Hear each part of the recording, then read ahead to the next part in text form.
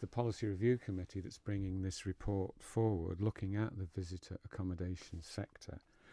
And it's a short report, it's very succinct, and it follows the general policy of the Policy Review Committees now to introduce policy review reports on what you might call contemporary issues. And of course this is very contemporary because it's been from the hospitality sector's point of view, it's been annus horribilis, dreadful agony, but it has also created a sense of pause for thought and a really serious reflection on what the future should look like. And the committee felt it was right to produce a report looking at specifically at this stage the visitor accommodation sector. So that's what we've done. You've had experts over in the past, and you had Andrew Keeling of Hotel Solutions, just to give a perspective of what's happening elsewhere. There's a lot of lessons that can be learned, aren't there? Well, yes. It's fair to say that the Department for Enterprise did two things correctly, very correctly actually. First of all, they went out to consultants to look at the future of both the serviced accommodation sector and the non-service sector. And and I have to say, you might think this is a subjective opinion, but the committee took the view that the reports were excellent. They occurred in 2016 and 2017. And the second thing that the Department for Enterprise did correctly was form the agencies. As you know, there's four of them, and one of them's the visitor agency. The visitor agency, yeah. It starts to fall down after that, though, because although the reports were excellent, actions weren't taken upon the consultancy report, and number one. And number two, the visitor agency has not been developed in the way that it needs to be. It's done a lot of the right things, but it's constrained. Does it need to be set free? Absolutely. I would say that there's a lesson to be learned across all four of the agencies, but here we're talking about the visitor agency. Yep, it needs to be set apart. Why? Because effectively tourism policy is lost within a division of a department.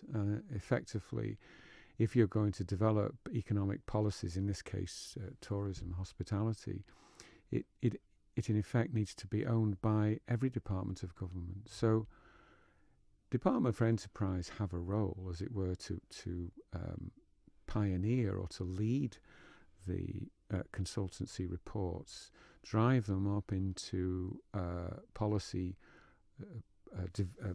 production, which is then owned by the Council of Ministers as a whole, and then owned by all the departments. And if you set the visitor agency free from the department, it would then be, if you like, the monitoring body that would ensure that each department delivered its element of the whole, and that's not happening at the moment. What happens at the moment is that you mention tourism and people say, oh, well, that's something to do with the Department for Enterprise, and then it gets lost within a division of the Department for Enterprise and loses all traction. And so we haven't had the department respond to the consultancy report in even a remotely acceptable level or standard. And we're losing our way and losing ground as a consequence. One of the key points made from those consultations is raising the standard of accommodation that we have on the existing accommodation that we have on the island, as well as looking at ways to bring in new offerings. Indeed, and that's a very, very serious issue, and it's one of the main points, platforms of this report, that we constantly measure our hospitality sector on the basis of what was rather than what will be. And in business, you always need to have a very sharp eye on where the markets are going.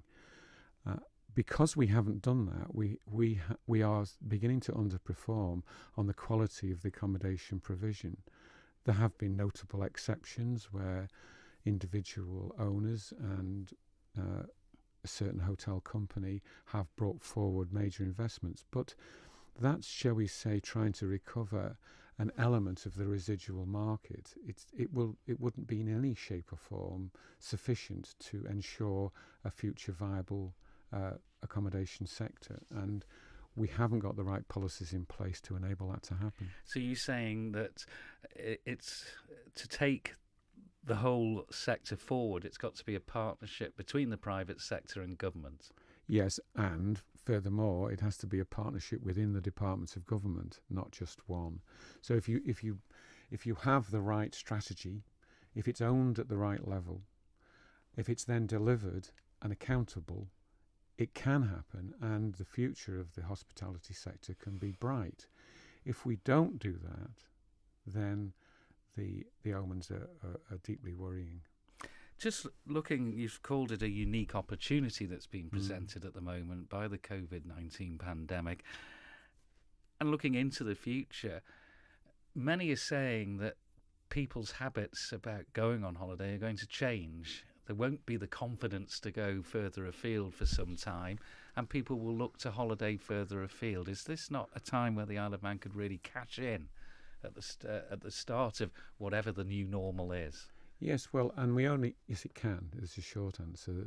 The longer answer is that a number of other destinations, British Isles destinations, are doing that. But if they're beginning to exhibit success, it's because their approach is much more professional than ours and focuses much more on investment policy rather than necessarily trying to grab what I would call fast cash.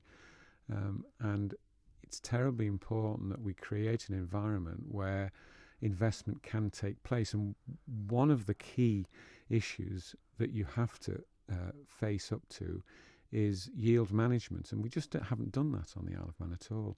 And that yield management has to be successful over a full 8 months. Are we still too reliant on a couple of big events in the calendar, motorsport events? Well, they are important, but the point is that because everything else has tended to fade away, it's a little bit like a couple of boats in a harbour with the tide going out, and you've got a couple of boats floating, so that's marvellous, focus on that. No, what you have to do is focus on whatever it is that can deliver you an 8-month season at a decent yield. And it's the same with airlines, except their year is even longer. And we haven't done that, and we haven't even understood it. And so we've tended to just end up focusing on that which is left. And if we continue to do that, we will fail.